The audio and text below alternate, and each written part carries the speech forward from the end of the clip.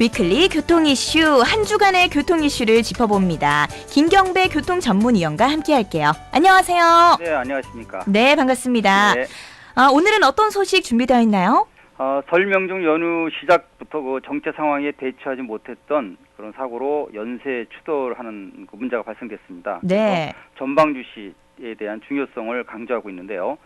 전반적으로 이제 준비하고 있는 교통 대책과 자동차 점검사 그리고 안전 운행에 대해서 준비를 해봤습니다. 네, 먼저 이 장거리 운행을 위해서는 자동차 그리고 운전자 건강이 우선이지만 어떤 빠른 길을 찾기 위한 정보라거나 사고에 대비한 보험도 미리 확인을 해야 되지 않을까요?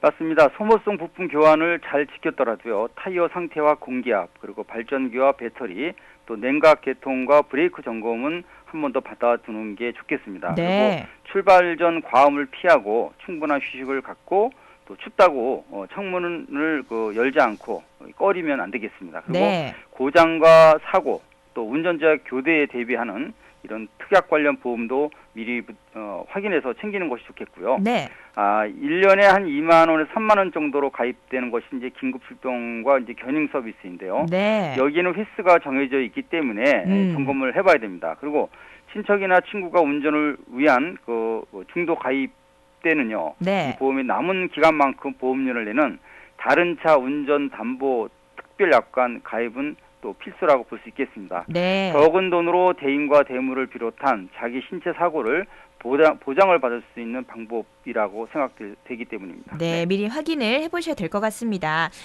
어제부터 오는 7일까지 안전하고 편안한 기성과 기경길을 준비한 정부 합동, 이 특별 교통대책이 가동되잖아요. 네. 네, 교통 상황은 어떤가요? 네, 일주일 동안에 4,895만 명의 국민들이 승용차와 버스, 또 철도, 항공기로 이동하게 되는데요. 네. 기성은 4일 오전, 또 귀경길은 5일 오후에 몰린다고 이렇게 예측되고 있습니다. 설 당일 이동인구 885만 명의 교통수단을 이렇게 살펴보게 되면요. 네. 86.2%는 승용차, 그러니까 자가용이 되겠죠. 네. 그리고 버스 10% 정도의 철도가 3.9%로 이렇게 예측이 되고 있는데요. 대중교통 분야는 고속버스가 하루 평균 1,200회를 운행하고요.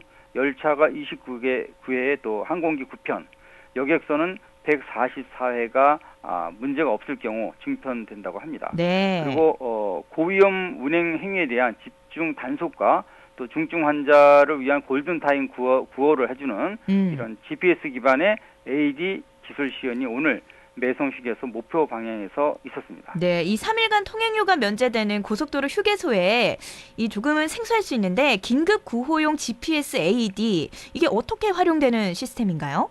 네, GPS AD는 심정지 환자에게 장비가 이동하는 GPS와 스마트폰 앱에 기반된 자동 심장 충격기인데요. 네. 주변 사람이 스마트 앱 버튼을 누르면 근처 소방서나 또는 반경 500m 이내에 설치되어 있는 AD 그 장치가 네. 환자 위치를 자동 정송받게 되는 기능입니다. 네. 충격기에는요, 경보음과 AD 전자지도에 환자 위치와 또 경로를 표출하게 되고요.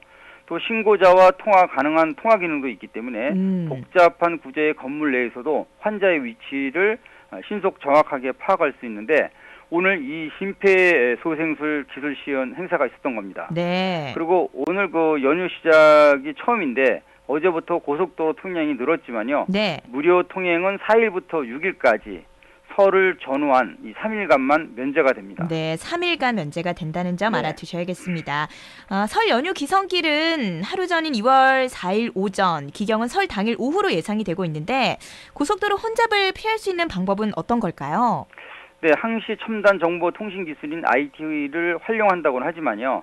평일 출퇴근 시간대에 정체를 해소 못하는 게 바로 우리의 현실이죠. 네. 따라서 많은 차량들이 거의 동시에 같은 방향으로 줄을 잇게 되는 민족 대이동 교통 문제를 충족하기는 어렵다고 판단이 됩니다. 네. 조금씩 달라지는 지정체 구간을 알려주는 라디오와 앱 등의 실시간 정보를 활용해서 우회 도로를 선별해서 찾아가는 게 가장 좋은 방법인 것 같습니다. 네. 물론 귀성 기간을 2일에서 4일로 늘리게 된 이번 긴 연휴는 전년과 대비해 볼 때 교통량을 분산시키는 효과로 소요 시간을 감소할 수는 있겠지만 문제는 짧아진 귀경길입니다. 3에서 2일 귀경 일자가 짧아지면서 네. 교통량과 맞물리는 현상이라 규경 소요 시간을 증가시킬 수밖에 없는 상황입니다. 네, 조금 전에도 말씀을 해주셨지만 이 교통수단에서 승용차 비중이 가장 높은데 네. 이 추정되는 소요 시간과 불법 단속은 어떻게 되나요?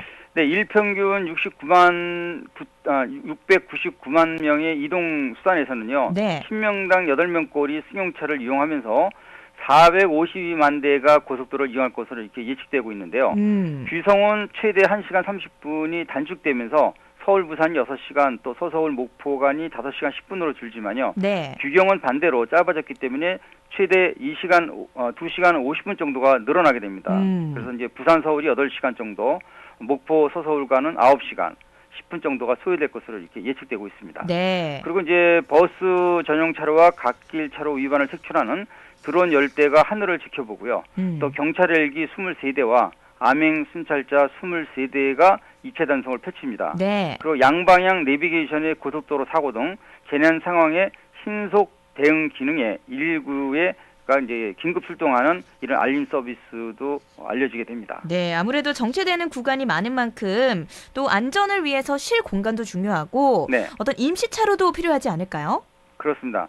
이제 매년 이제 대처하는 얘기인데요. 고속도로 노선별 이용은 30.8%인 경부선이고요. 다음이 서해안선 14.9%에 호남선 구간 천안, 논산 8.1%, 남해선 7.4% 순입니다. 네. 그리고 49개 구간에 대한 우회 노선 소요 시간을 비교한 정보로 이제 앞으로 이제 교통량을 수시로 분산하고 또 유도하는 이렇게 위에서 이제 준공을 앞당기고 있는데요. 네. 임시 개통과 갓길 차로 확대, 또 임시 감속 차로를 운영하게 됩니다. 그래서 언양과 영천, 또 서해안과 서평택 고속노선 61.5km가 확장 개통이 되고요. 네. 국도에서도 24개 구간 182.62km 개통과 또 6개 구간에 24.9km가 임시 개통도 됩니다. 네. 그리고 휴게소와 졸음쉼터가 472개소에서 와이파이를 무료 사용할 수 있고요.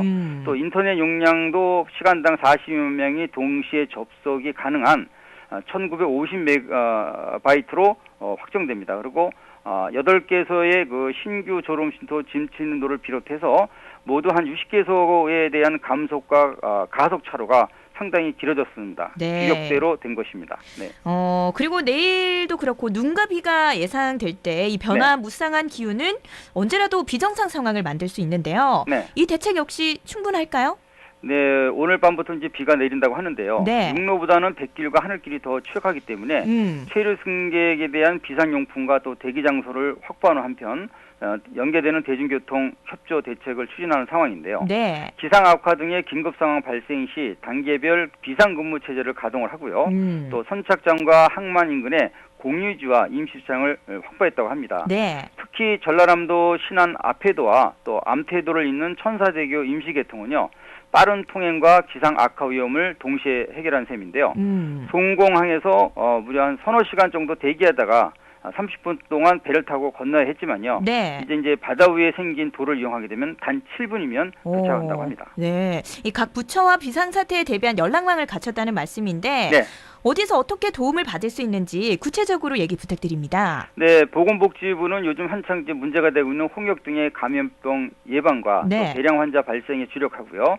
국방부 재난대책상황실은 헬기와 함정 710세대의 병력 2,367명을 대기시킨 상태입니다. 네. 그리고 또 특별 기상 정보를 제공하는 기상청도 위험 기상 상황을 재난 방송으로 즉시 전파하게 되고요. 네. 지난 1969년 2월 15일 23.4km에 불과했던 경인고속도로를 시작으로 해서 현재 30개 노선 4,151km에 달하는 이 고속도로를 이제 운영하는 데 있어서 요소에 이런 만전을 기하고 있다고 합니다. 그리고 119 구급대 346개소와 또 군안 견인 차량 2,458대에 닥터 헬기 6대 그리고 소방 헬기 29대가 배치됐지만요. 네. 기온이 낮은 그 강원도는요. 눈이 내릴 수도 있고 또 도로 위에 물기가 낮에 이제 기온이 떨어지거나 해가 지면 얼게 될 수 있는 위험도 커질 수 있습니다. 네, 이럴 때 발생할 수 있는 게 블랙 아이스잖아요. 네네. 이게 군데군데 숨어 있다는 게 문제죠.